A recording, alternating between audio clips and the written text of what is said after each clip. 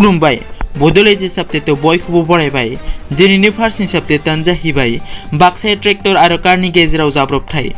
बाक्सा जिल्लानि सिङाव थानाय सिमला हालामनि बरखाग्रा एबा थोंजोङै सिमलानिफ्राय मानास नेशनेल पार्क थांग्रा लामायाव ट्रेक्टर आरो कारनि जाब्रबथायारि जाथाय जायो। रायजोफोरनिफ्राय मोनथिनाय बादिब्ला लामायाव कार दोनथ'नायाव लामाजों ट्रेक्टर गंसे फैना सौफैदों। लोगो लोगोनो गंनैबो मटरा साखाथिनि गुवार आबाद फोथाराव गोग्लैहैयो। खाफालनि बाथ्रा दि बे गोख्रों जाब्रबथायाव सुबुंनि जिउ खहा आरो लोगोसे आबादारि जेबो खहा जायासै। सुलुङाव मोनथिनाय बादिब्ला ट्रेक्टरा बाक्सा जिल्लानि सिङाव थानाय सिमला हालामनि करमखाथा गामिनि आरो कारा बाक्सा जिल्लानि सिङाव थानाय सिमला हालामनि सनसलि गामिनि। नैथियाव दङ नलबारियाव पिस्तल दिन्थिना बेंकनि सिंनिफ्राय लुथिनानै लाङो 60 लाख रां। नलबारि आमियापुर पान्जाब नेशनेल बेंकआव सानावनो दाखाथि। लामा लामा गुलि गावनानै खारलाङो साब्रै दाखाथिनि हानजाया। पिस्तल दिन्थिना बेंकनि सिंनिफ्राय साब्रै दाखाथिया दाखाथि खालामनानै लाङो 60 लाख रां। नलबारि पुलिसा लोगो लोगो जाथाय जानाय जायगायाव सौहैना नायबिजिरो। हेलमेट आरो गोसोम मास्क गानना फैदोंमोन साब्रैनि हानजाया। गंनै बाइकआव साब्रै सुबुङा फैदोंमोन। नाम्बार प्लेटआव गोसोम सेल'टेप होनानै लाबोदोंमोन। बेनिखायनो रावबो नाम्बार प्लेटखौ नायनो हायासै। लांदाङाव गलि गावनानै लामानि सुबुंफोरखौ सिगिना थाङो दाखाथिफोरा। सासे नयन दास मुंनि सेंग्रानि देहायाव गुलि नांना गोब्राब हालोदाव गुवाहाटीयाव दैथायहरनाय जादों। थामथियाव दङ भिडिअ गेम गेलेना नेट फोजोबनायाव देगारजों सुथारदों फंबायखौ।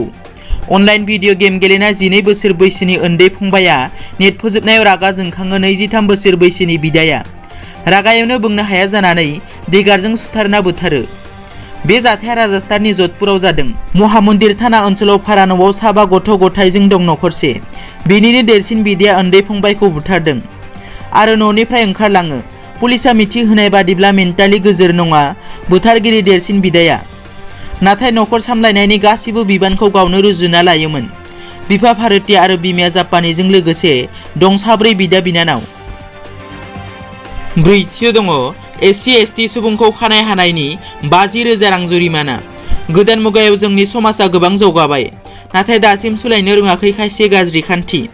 गोबां समावनो हारि हारिसा आरो जाथि धोरोमखौ लानानै मुगैलायनायखौ जों नुनो मोनबाय थादों। बेबादि समावनो कर्नाटक मैमुरै जिल्लानि नन्जानगुडी तालुकदार हलारे गामियाव जाथि मुगैनाय मोनसे खौराङा सुराङाव फैदों। मोनथिनो मोननाय बादिब्ला सासे सुबुङा गावनि सेलेनाव दलित हारि अदेबानि SC/ST हारिनि सुबुंफोरखौ खानाय हानायनि थाखाय गामिनि सासे दैदेनगिरिया बिखौ गामिनिफ्राय आलादा खालामनायजों लोगोसे हुमखि होदों। बेल नङा बिथांनिफ्राय 50,000 रां जुरिमानाबो फोनांदों। दुखुथिया सुबुंनि मुङा मालिक अर्जुन शेट्टी। बिथाङा खौरां बिजोङाव फोरमायदों दि बे जाथाया आंनि जिउआव थामथि। बेनि सिगांबो आं बेफोरबायदि गेदेर बिबांनि जुरिमाना होनांदोंमोन। बाथियाव दङ सम बादियै मासुल होनो हायैनि आनजाद होनायनिफ्राय फरायसाखौ होबथादों। मासुल होनो हायैनि थाखायनो आनजाद होनायनिफ्राय गोजानाव थानांदों सासे फरायसाया। रिपर्टनि बादिब्ला महानगरनि DIP आव थानाय मानव प्लेन जातीय बिद्यालय मुंनि गंसे फरायसालियाव फरायबाय थानाय फरायसाया जानुवारि दाननिफ्राय मासुल होनो हायाखैमोन।